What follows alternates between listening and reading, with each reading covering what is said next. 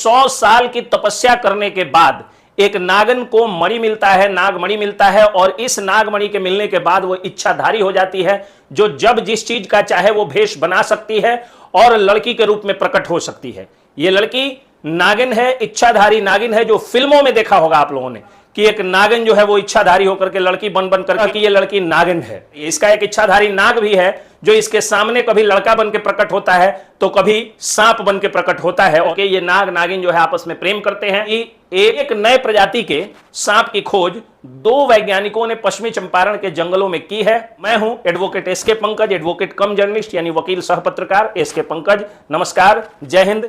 अभी मेरे पीछे तस्वीरों में जो लड़की को आप देख रहे हैं वो एक इच्छाधारी नागन है, जो 100 साल की तपस्या करने के बाद एक नागन को मणि मिलता है, नागमणि मिलता है, और इस नागमणि के मिलने के बाद वो इच्छाधारी हो जाती है, जो जब जिस चीज का चाहे वो भेष बना सकती है और लड़की के रूप में प्रकट हो सकती है।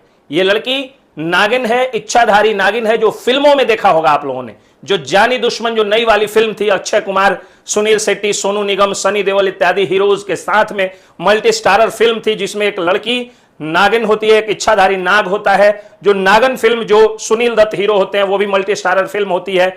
उसमें जो आप लोगों ने देखा होगा कि एक नागिन जो है वो इच्छाधारी होकर के लड़की बन करके और सारे हीरोज से, सारे नायकों से बदला ले रही है। जो आपने नागिन फिल्म जो श्रीदेवी और ऋषि कपूर का था, और जो निगाहें सनी देओल और श्रीदेवी की फिल्म थी, उसी तरह की ये लड़की नागिन है, ऐसा ये दावा कर रही है। इसका एक इच्छाधारी नाग भी है जो इसके सामने कभी लड़का बन के प्रकट होता है तो कभी सांप बन के प्रकट होता है, और दोनों एक ही साथ एक गुफा में रहते हैं। झारखंड के एक गुफा में रहते हैं जहां पुराना शिव मंदिर है, और इसी शिव मंदिर के पास रह करके ये नाग नागिन जो है आपस में प्रेम करते हैं और दिन में लोगों को दर्शन देते हैं। और ये लड़की भी जीभ लुपलुपा करके, फ्लिकरिंग करके, और लोगों को जो है वो अपने नागन होने का प्रमाण दे रही है। कभी रेंग रही है, कभी मीडिया के सामने इंटरव्यू भी दे रही है।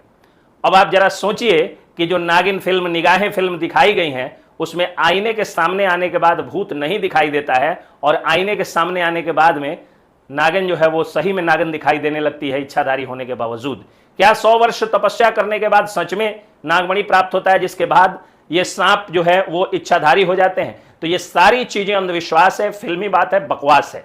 दरअसल बात यह है कि झारखंड के पलामू जिले के पास में ये लड़की 72 दिनों तक गायब हो जाती है, और जब मिलती है तो अचानक लोगों को कहती है कि ये एक इच्छाधारी नागन बन चुकी है। ये या तो पाखंड होगा या फिर उस लड़की को स्नेक फोबिया की बीमारी होगी।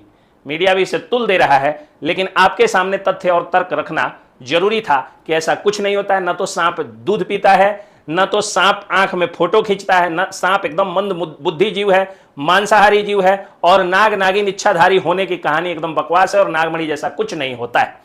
फिलहाल एक सच्ची कहानी यही बता रहा हूं कि जो अभी तस्वीरों में मेरे पीछे दिख रहा है वो ये है कि एक नए प्रजाति के सांप की खोज 2 वैज्ञानिकों ने पश्चिमी चंपारण के जंगलों में की है। और ये नए प्रजाति के जो सांप हैं वो आप देख रहे हैं कि किस तरह से हरे हैं, कभी उड़ते हैं तो कभी मुंह खोलते हैं। बेलवा सांप इनको कहा जा रहा है। तो यही सांप के बारे में 2 खबरें आप लोगों को देनी थी।